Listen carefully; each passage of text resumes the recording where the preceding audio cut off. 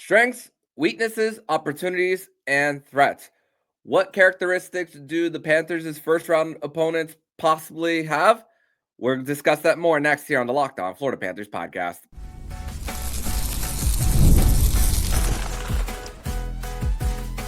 Your Locked On Panthers, your daily podcast on the Florida Panthers. Part of the Locked On Podcast Network, your team every day.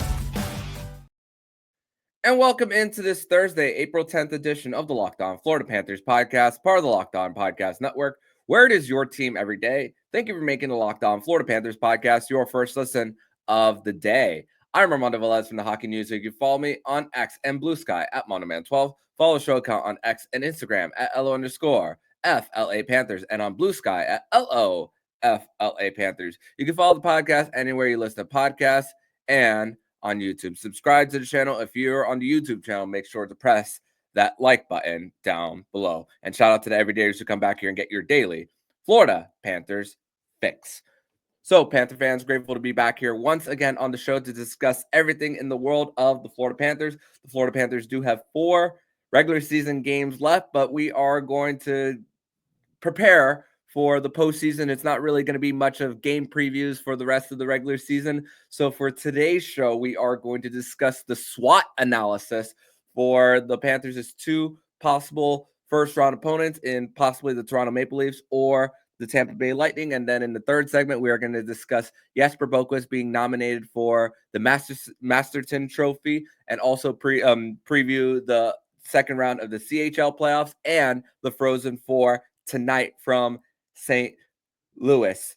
But I want to discuss what's everything with the SWOT analysis for what we're going to discuss here on the show, and also preface this by saying that chances are the Panthers are going to be meeting the Tampa Bay Lightning in round 1 after the Toronto Maple Leafs did defeat the Tampa Bay Lightning by a final score of 4-3 in overtime last night for them to get the 2 points for the Toronto Maple Leafs and have them 5 points as their magic number to clinch the division. The Panthers are 4 points as far as their magic number in order to clinch a top 3 spot.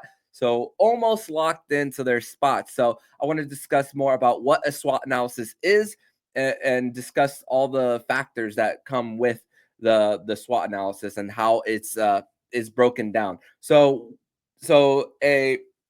this is something that I learned in business school when I went to FIU, and it's funny because Paul Maurice spoke about this last season during the playoffs, and then I discussed this on a show with Alex Baumgartner of 5 Reasons Sports, and he was confused about what a SWOT analysis was.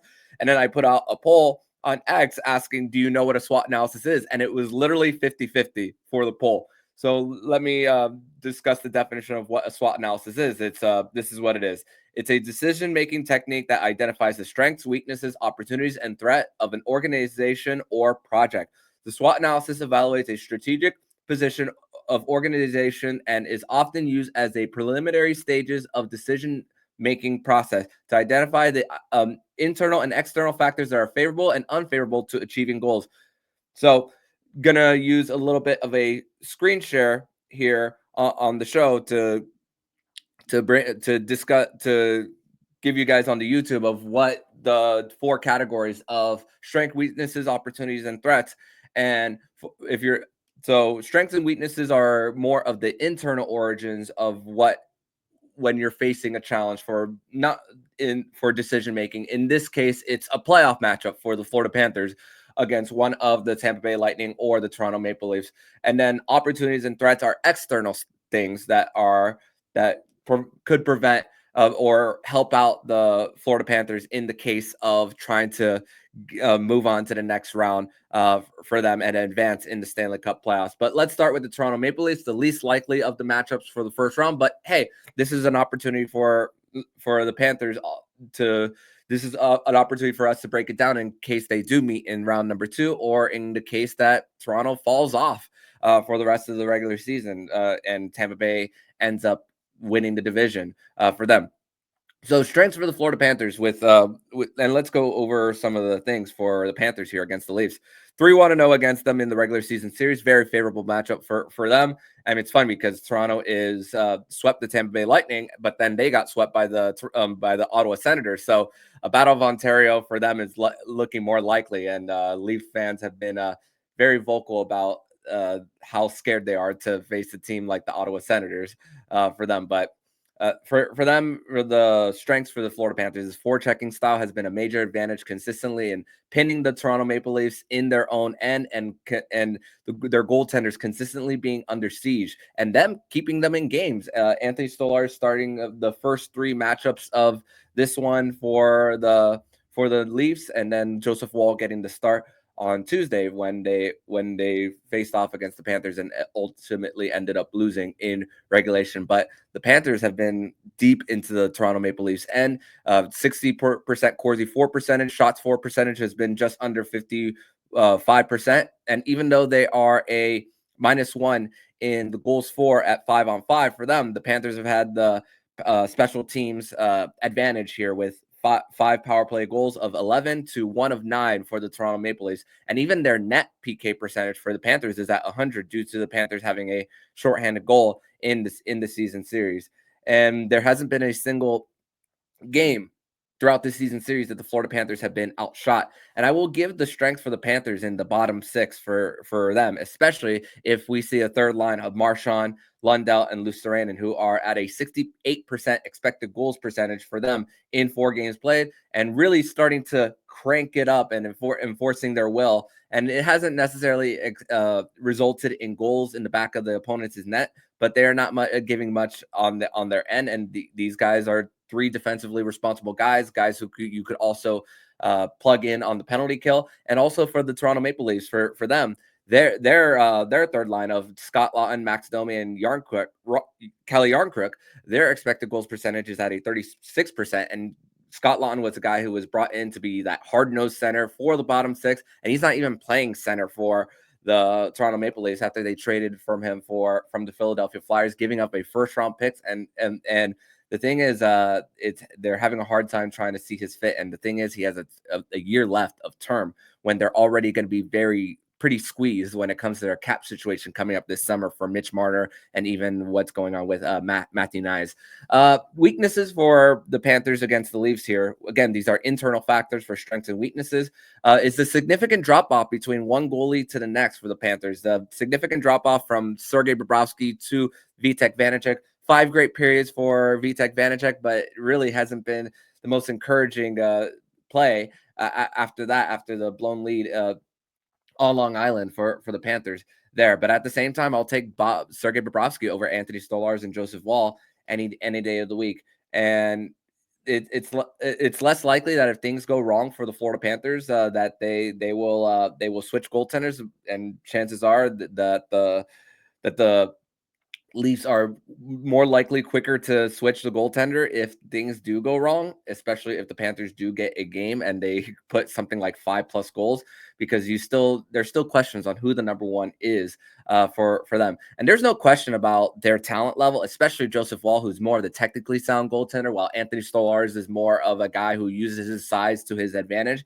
But he kept Toronto in it for them on Tuesday. I think he's an outstanding goaltender. Even though their injuries has been the issue. Stolarz had the best GAA last season and didn't have necessarily a significant drop off from the injury. So the fact that they have multiple goaltenders who could plug in and play for them, but at the same time, it's the whole.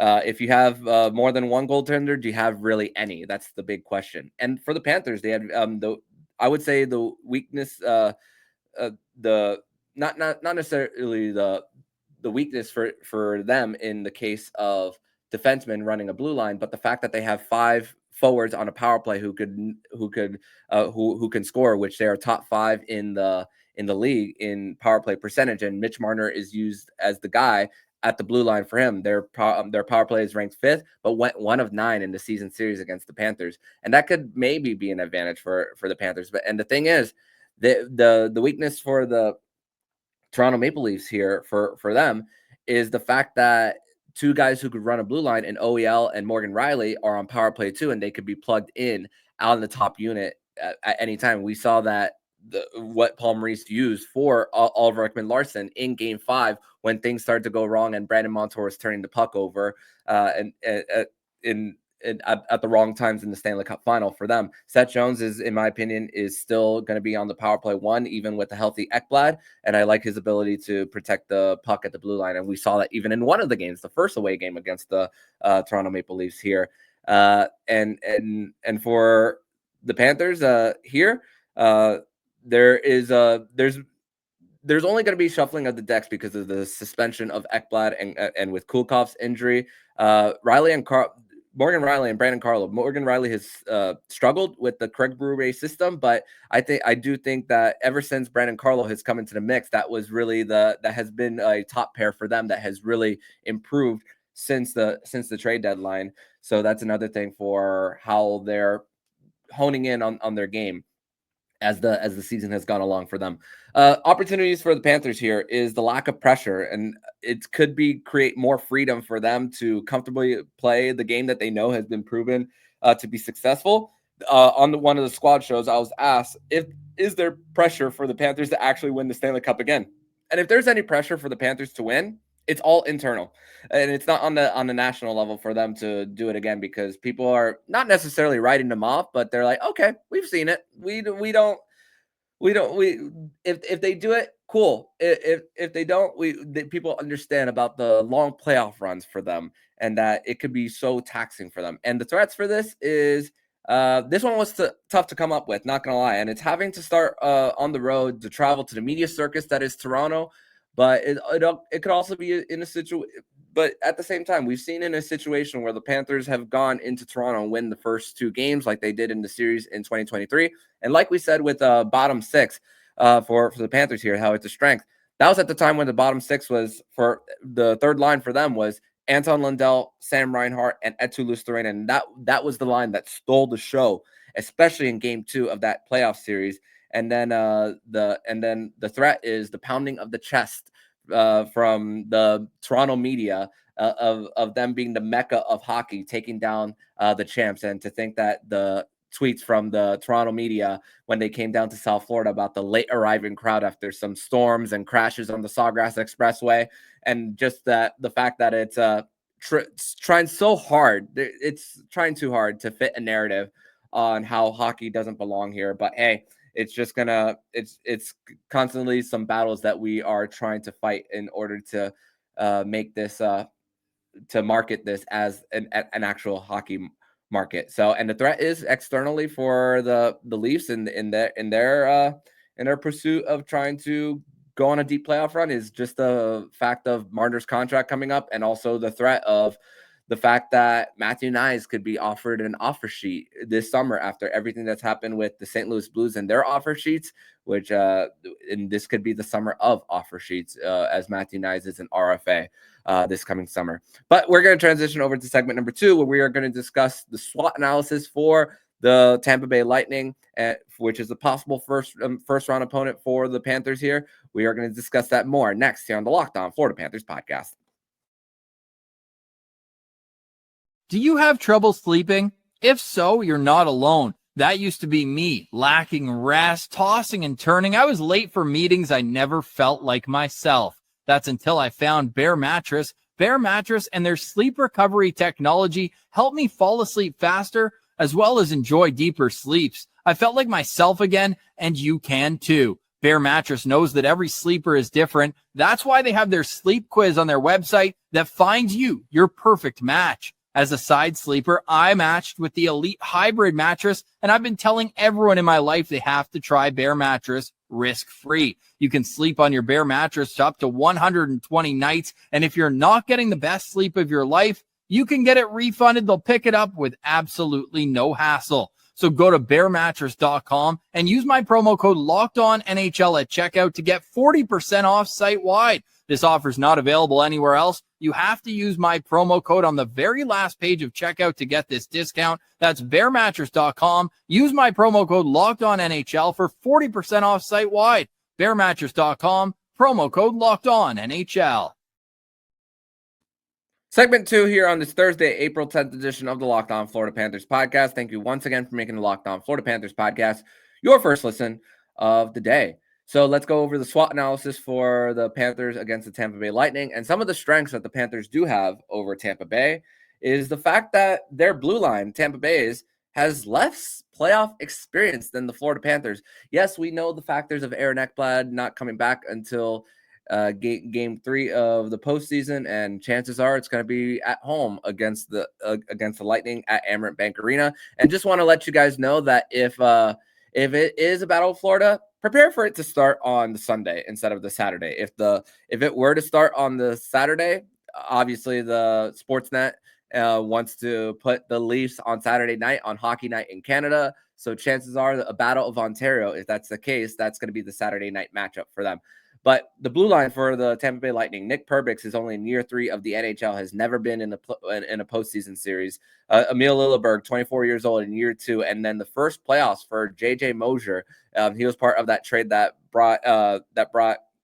traded out Mikhail Sergachev and then brought in Connor Geekie, and then J.J. Mosier, Mosier is playing on the top pair with Victor Hedman here this season, and really for the playoffs, for the regular season for the Tampa Bay Lightning, what the blue line has given up at 5-on-5, they've given up 1,732 total shots at 5-on-5, which averages out to 23 shots against per game, while the Florida Panthers blue line has given up 1,569 total shots at 5-on-5, which is a total of 20 per game at 5-on-5, which penalties are called less during the postseason. So this could be an advantage for the Florida Panthers in giving up less shots against for them.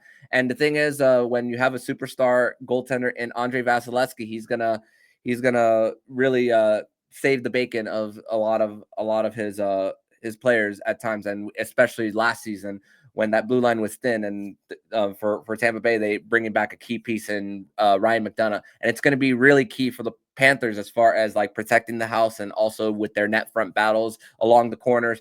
And honestly, this could be a little bit of a experimentation period as well to see if Jacob Megna could really be the guy to take over in the bottom pair. Once Kulikov does come back and Uvis Belinskis for him, chances are that he's not going to get a lot of playing time, especially when Aaron Ekblad is back. Right now, the top pair for the Panthers is Gustav Forsling and Nate Schmidt. So we'll see how long that lasts. If they want to keep Nico Mikkola and Seth Jones there on that second pair, you want knowing that it's gonna, if you want to go on a long playoff run, that those two guys are going to be together, and that's the pair that you started with. Once again, it's a really important for them to get some ice time together there. So let's see what happens. And the thing with Belinski is it's just, once again, it's been too many careless passes out of the zone for them. And the thing is for the Panthers and the Lightning, the fact that both of them are excellent when it comes to breaking out the puck out of their own zone. They're both in the bottom 7 of blocked shots in the NHL. But here's the thing about blocked shots. When you're blocking a whole bunch of shots, that means that the puck is on your end consistently. And with both of these teams being in the bottom 7 in that, it tells the whole story there. Which, by the way, Toronto is towards the top in block shots category, which means how that could be an advantage for the Panthers if they do meet with them. And the thing is that 5-on-5 scoring for them, although they've given up 3 more shots per game to the Tampa Bay Lightning, they've only given up 3 more goals per game at 5-on-5. So Vasilevsky is definitely one who's very comfortable even when he is under siege for them. Tampa Bay was more power play reliant last season when we saw last year's performance, when it was basically Steven Stamkos scoring on the man advantage for them, and he had a -40 throughout the regular season. But again, Julian Breezewall proved the move to go after Jake Gensel was the right one. He's almost at 40 goals and a +20 for them. But again, the blue line for the Panthers, I would give them a slight advantage for them. I would give them a major advantage if Aaron Ekblad was playing both games 1 and 2.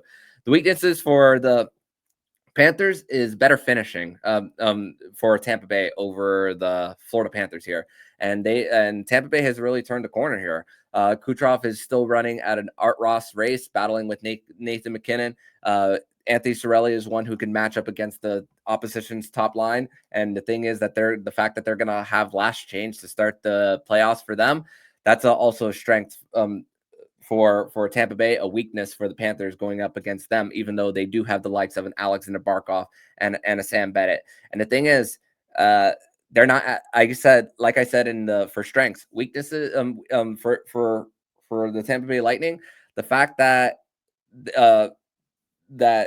the Panthers have more guys who are less even strength reliant. I mean, Carver Hagee has been snake bitten all season. On the opposite side, Brandon Hagel has 35 goals, and not a single one of his goals are on the power play for them. So that's also a situation where the Panthers are maybe on when it comes to forward depth, that they could be a little bit at a disadvantage for them. And out of all goal and weakness for the Panthers, even though this is barely a weakness for the Panthers here, is I do believe that the Tampa Bay Lightning do have the better goaltender of the two.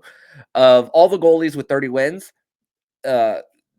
Vasilevsky is second in save percentage, while Sergei Bobrovsky is sixth. So not much of a difference based as rankings. But if you look at save percentage, Sergei Bobrovsky is at a 907. But incredible the turnaround that Sergei Bobrovsky had when he was at one point at an 888 and then bounced back. And at one point was on a pretty decent winning streak for him. It's going to be a clash of Russian goaltenders for them.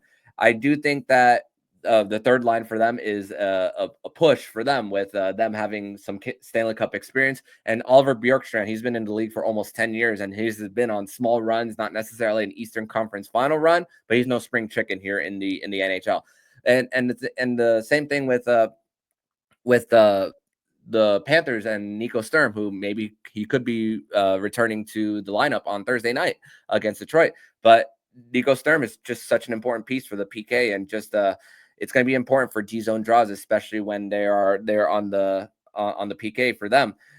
So we've seen the PK for the Panthers here with Lundell, with Brad Marchand. Alexander Barkov is going to be with Sam Reinhart. So chances are that Nico Sturm is going to be back with Eetu Luostarinen on the penalty kill, which for the Tampa Bay Lightning, that's another unit that's elite when it comes to special teams for them. They can both kill penalties and score on the power play on both ends of the ice for them.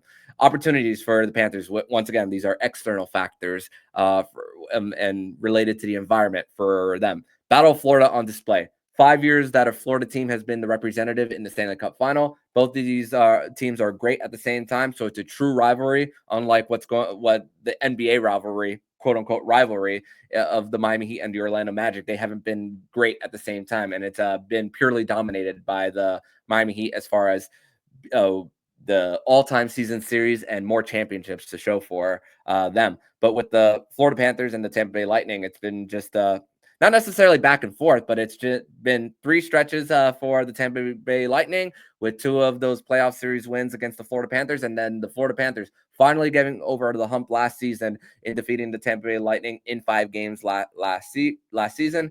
And you can't tie them in cup wins for this if you were to go on a long playoff run, but you could tie them as far as postseason and playoff series wins for them. So this is a chance to prove that the little brother reputation for them is no more for them. And then the threats for this matchup. No home ice for the Florida Panthers. More than likely, this is going to be the first of the 4 matchups for them that the Panthers won't have home ice for them. And the Panthers, they won a road game last season in Game 3 against the Lightning, which was a great performance, especially by the fourth line. They were in on the forecheck, and then Brandon Montour shot through a screen with Stephen Lawrence parked in front. Was a big goal for the Florida Panthers in Game 3, and then Game 3 even in 2021. Face-off win in their D zone, and then they come up the ice, and then Ryan Lomberg scores to win Game 3, and then to keep the Florida Panthers in the playoffs, that playoff series after going down 2-0 after losing the first 2 games at home, and then at least making it a series at the time. But then unfortunately Tampa Bay did end up winning that series in 6 games, which is their biggest challenge for them. throughout that whole playoff run for them. And honestly, I'm at the point where I believe that the winner of this series for Panthers Lightning will represent the Eastern Conference in the Stanley Cup final. I'm very convinced of that. And another threat for this is not starting at home, and Aaron Ekblad not being on the blue line for the Panthers in the first two games. It does honestly scare me for this one. So that's another factor that is a little bit of a threat for when it comes to just how this playoff series could shape up for the Panthers. And as far as representing the Eastern Conference in the Stanley Cup final, I kind of feel the same way with Colorado, Dallas. Even though I do believe in the Vegas Golden Knights as well, but I got to see it to believe it when it comes to the Winnipeg Jets. But Dallas, Colorado, or the Vegas Golden Knights, I do think one of those three are going to represent the West.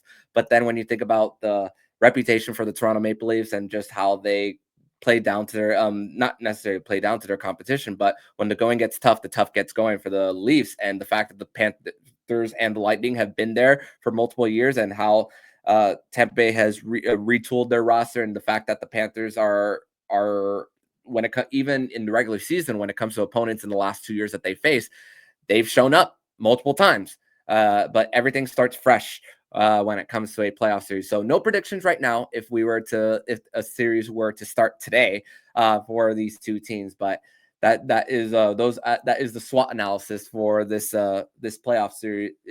These possible playoff opponents between the Florida Panthers and the Leafs, and against the Tampa Bay Lightning if they were to meet one of or both of them in the postseason. But in segment number 3, we are going to discuss Jesper Boqvist being nominated for the Bill Masterton Trophy. We are going to discuss that more next here on the Locked On Florida Panthers podcast. Today's episode is brought to you by wonderful Pistachios. And looking for a snack that's both delicious and nutritious?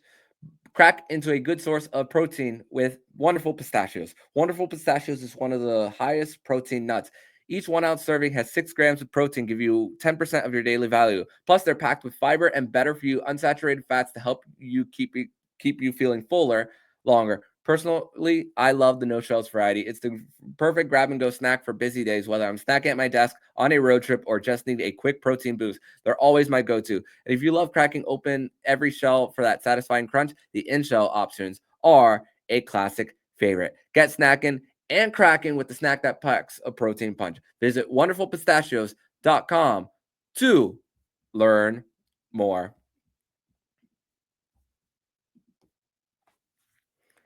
Segment 3 here on this Thursday, April 10th edition of the Locked On Florida Panthers podcast. Thank you once again for making the Locked On Florida Panthers podcast your first listen of the day. So I want to say congratulations to Jesper Boqvist on being nominated for the Bill Masterton Memorial Trophy, which is a trophy that is awarded to the person who is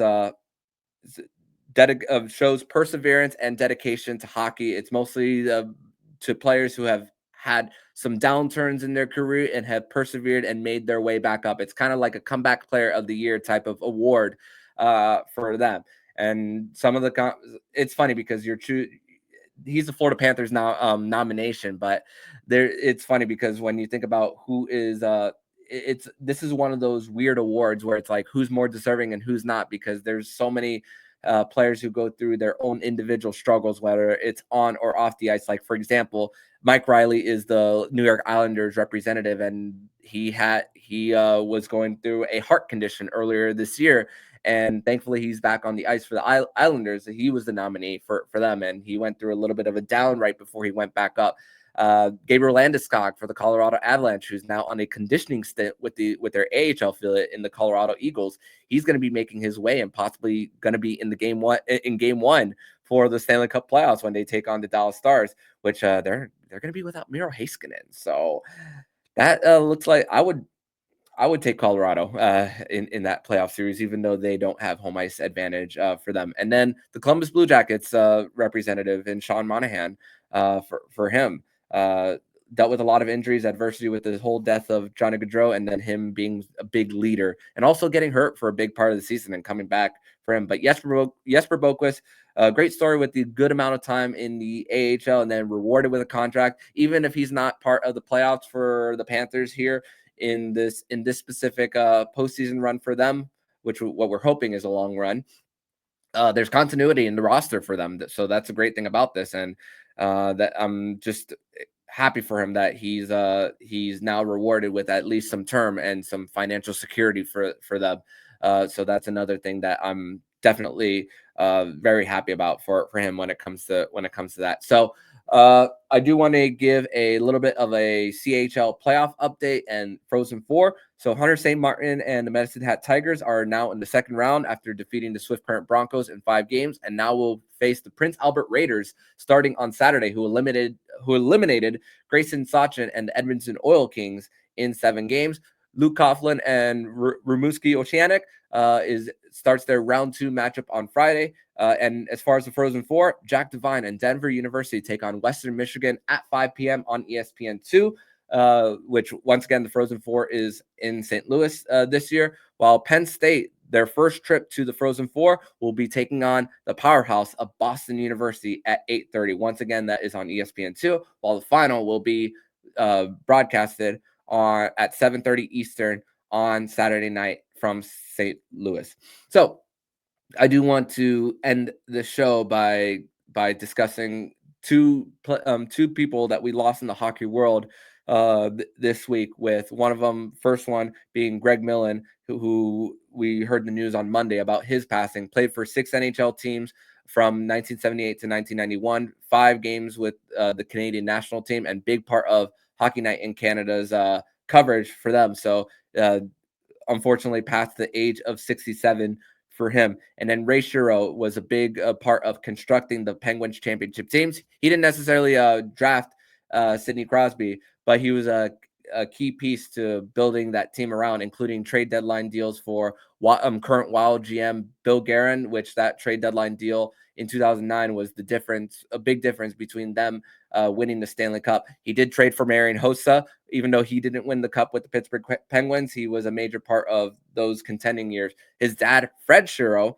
was the bench boss for the Broad Street Bullies in the 70s, where former Panther GM, even though it was for 1 year, Bobby Clark played. So hockey family up and down for the Shero family. And Ray Shero was a big part of the New Jersey Devils as far as them starting their rebuild right before Tom Fitzgerald took over. He traded for Taylor Hall, and then also got a haul of draft capital and assets for Taylor Hall after he won the Hart Trophy, and ended up with picks that ended up being Dawson Mercer and Jonas Siegenthaler that Tom Fitzgerald eventually picked, but that was set up by Ray Shero. So Ray Shero unfortunately passed at the age of 62 for them. So thinking about them, and our condolences go out to both Greg Millen and Ray Shero's family for them. So the Panthers face off against the Detroit Red Wings tonight in the third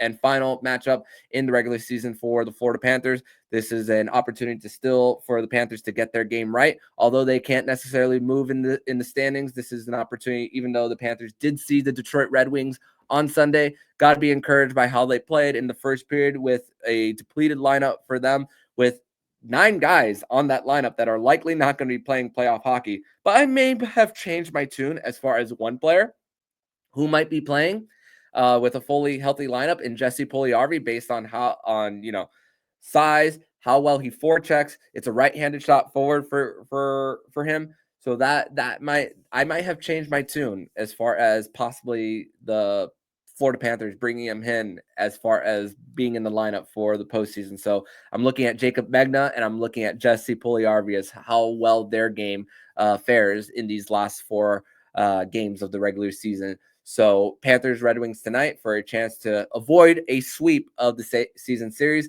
Detroit's power play has been hot all season, and definitely has been against the Panthers.